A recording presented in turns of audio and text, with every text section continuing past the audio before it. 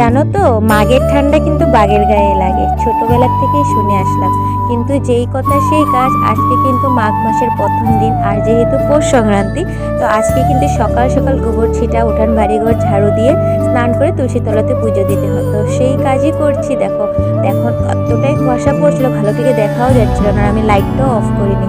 তারপর আস্তে আস্তে দিনের আলো আসলো। এদিকে দেখো তুলসী তলাতে সুন্দর করে জল দিয়ে দিলাম। তারপর এই যে ভালো টিকিয়া, এই যে চাউলের গুঁড়ো দিয়ে সুন্দর কইরা মানে আলপনাটা দিতেছি। আম্মু কিন্তু চাউলের গুঁড়ো শুকনাটাই দেয়, গুলায়া দেয় না।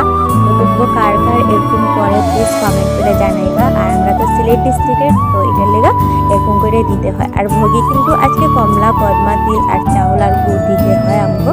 তারপর সুন্দর করে দেখো দিয়া ভালো থেকে নমস্কার করলাম। আর আমার মা বলতেছিল যে জোগাড় দিবি, আর আমি তো জানি না যে তুলসী তলাতে জোগাড় দিতে হয়। তো আমি আয়া বসলাম